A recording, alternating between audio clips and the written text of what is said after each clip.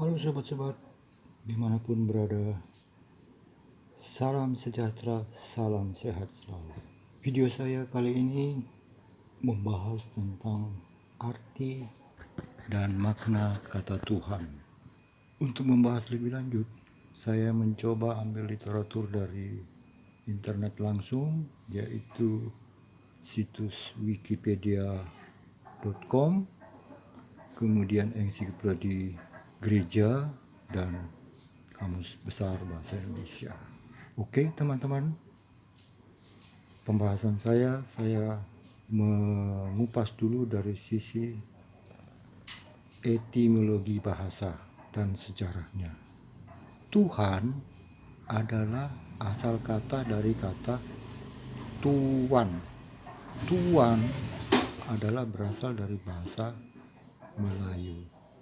Kalau kita pelajari dari sumber-sumber literatur seperti Wikipedia, di situ disebutkan bahwa Tuan itu maknanya adalah sebutan kehormatan pada seseorang atau tokoh yang dihormati. Misalnya dalam kehidupan sosial kita, sebutan Tuhan itu ditujukan kepada kelompok bangsawan, keturunan priayi, keturunan raja atau putri raja, pangeran, dan kehidupan sosial di luar kerajaan seperti majikan, tuan tanah, pemimpin satu perusahaan atau pejabat tinggi dalam satu negara.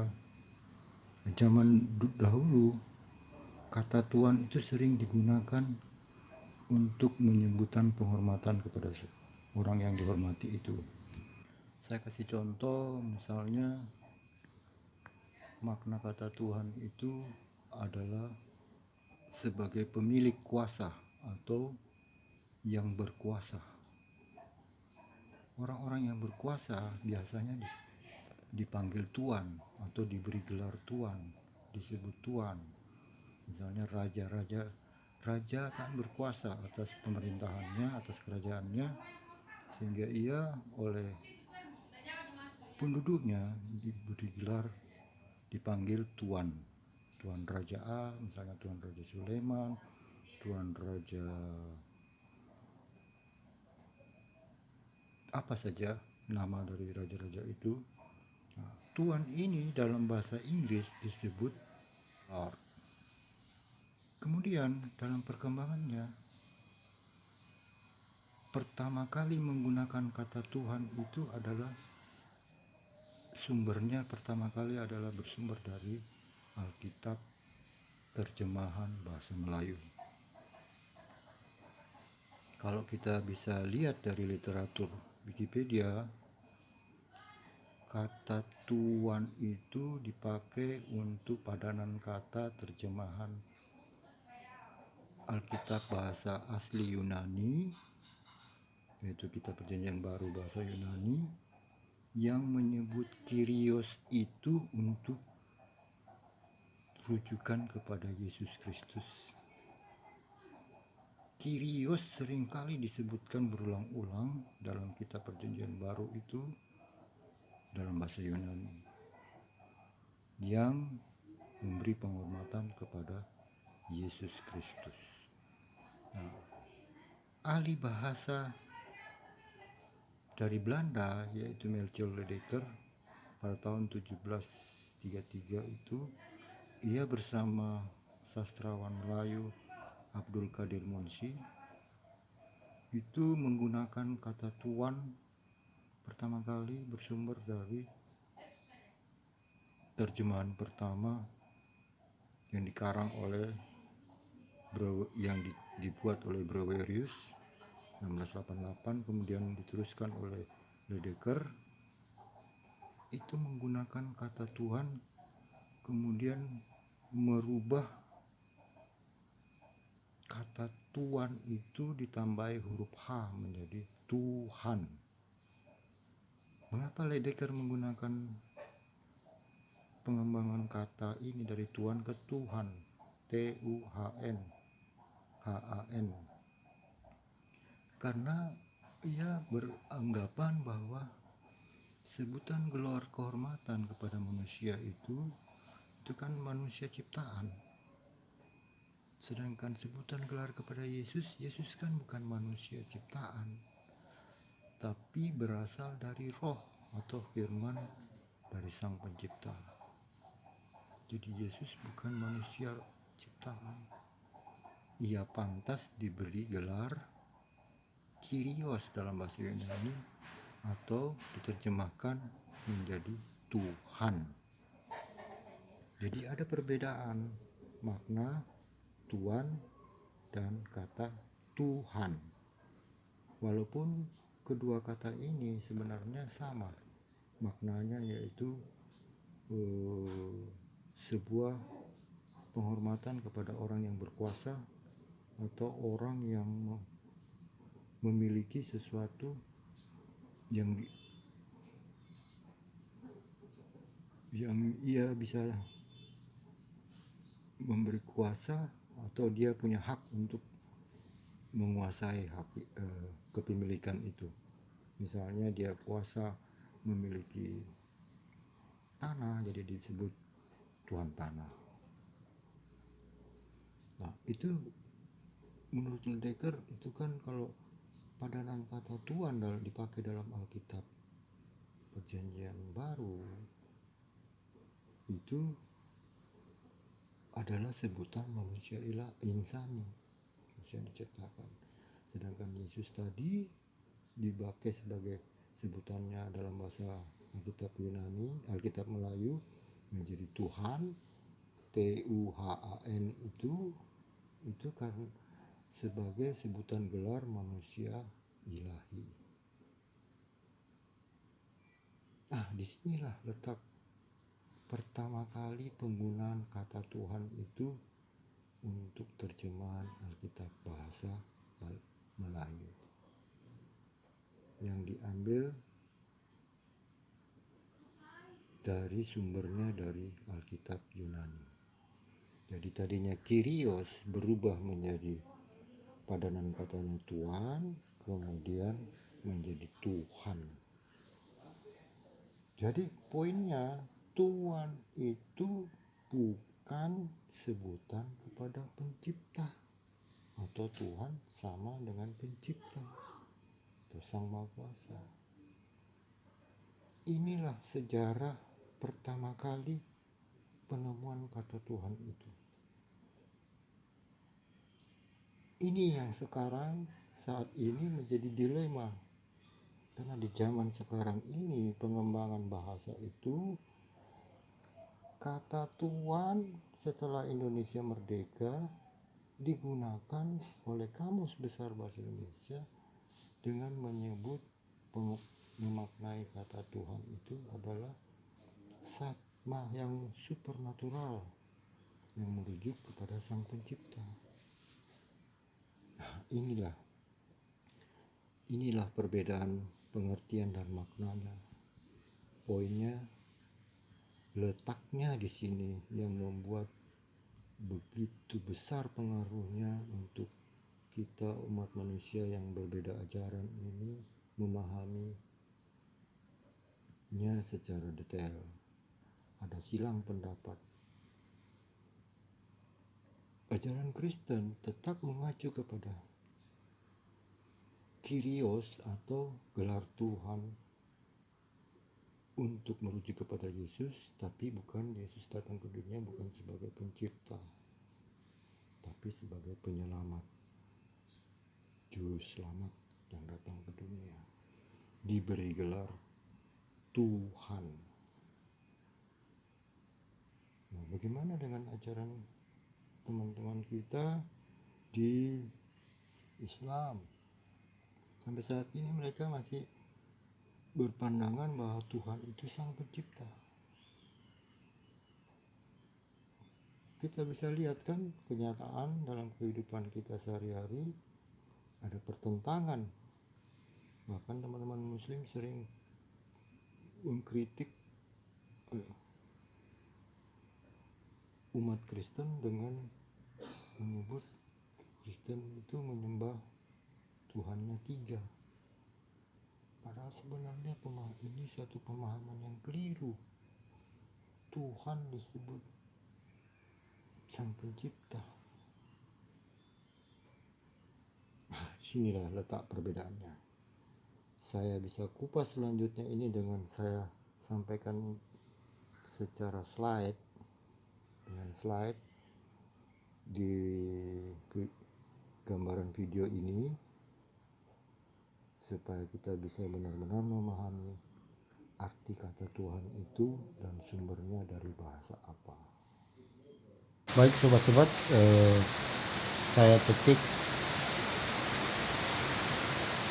dari terjemahan kamus bahasa Yunani. Di sini saya ketik kata tuang. Nah, hasilnya adalah kiri, seperti tulisan ini. Cuma cara bacanya adalah Kyrie. Tulisannya seperti itu. Dan selanjutnya, kemudian dari Google Translate, coba kita ketik dalam bahasa Indonesia Tuhan. Hasil terjemahannya ke dalam bahasa Inggris adalah Lord.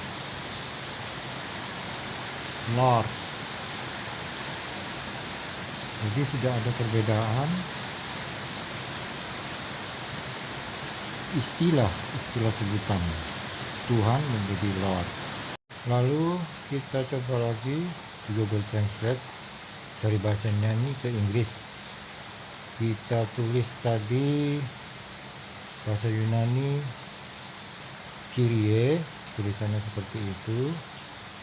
Kemudian hasil terjemahannya menjadi Pak ke dalam bahasa Indonesia. Pak ini adalah sebutan kehormatan kepada seseorang yang dituakan, atau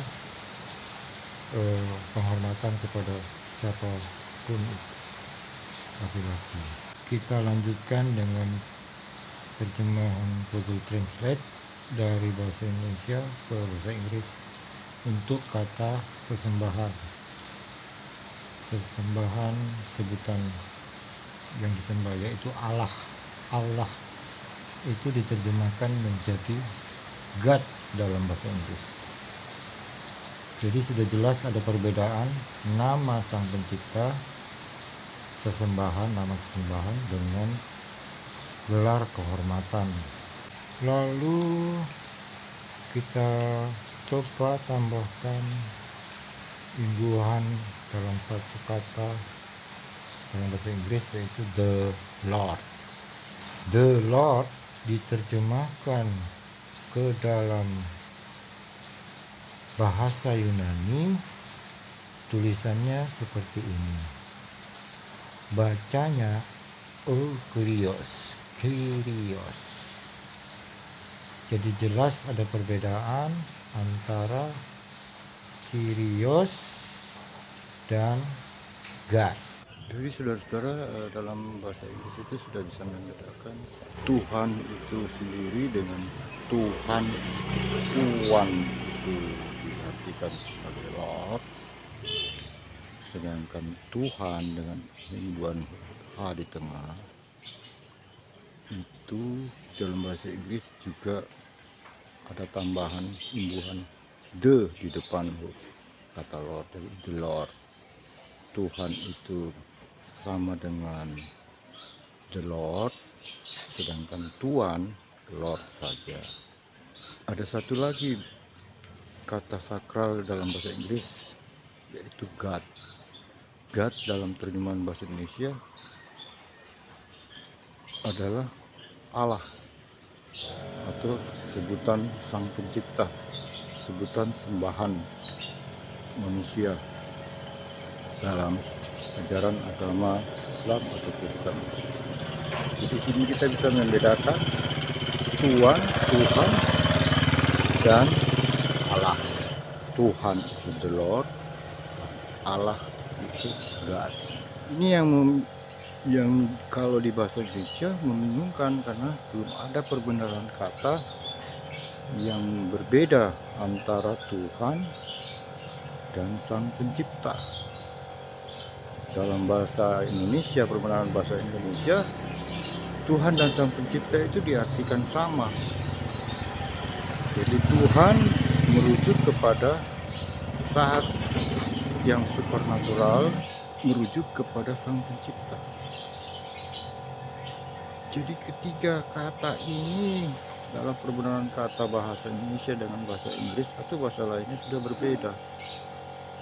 Sayangnya kita di bahasa Indonesia perbenaran kata ini kurang lengkap, sehingga satu kata dimaknai berbagai pemahaman, berbagai pengertian. Seperti contohnya Tuhan tadi, kata Tuhan atau Tuhan itu dimaknai berbeda. Jadi saudara-saudara, dalam kamus bahasa Indonesia pada zaman sekarang sudah dimaknai berbeda dengan awal mula penemuan kata itu yang dipakai sebagai terjemahan dalam Alkitab bahasa Melayu. Makna kata Tuhan sudah berbeda dengan kata Tuan. Kemudian kata Tuhan sudah bermakna saat ini adalah merujuk kepada Sang Ilahi, atau Tuhan itu sama dengan Sang Pencipta. Di sisi lain, Tuhan menurut ajaran Kristen adalah hanya sebutan gelar.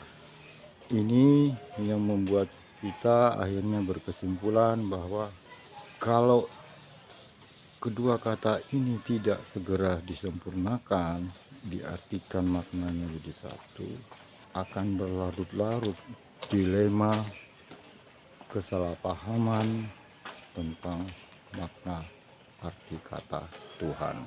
Oke teman-teman, demikian penjelasan saya. Pada video-video berikutnya akan kita ulas lagi konsep kata Tuhan ini dalam pemahaman berbagai ajaran. Kemudian nama Sang Pencipta sendiri kita akan juga ulas pada video-video berikutnya. Semoga kita semua boleh renungkan pengertian dan pemahaman bahasa kita yang perbendaharannya masih kurang dibandingkan bahasa lain. Kemudian dapat manfaat dari pembahasan saya ini untuk kita bisa pelajari, analisa kembali untuk memperbaiki makna kata ini, sehingga semua orang bisa saling bersepakat satu pandangan tentang kata Tuhan. Jangan lupa like dan subscribe. Terima kasih.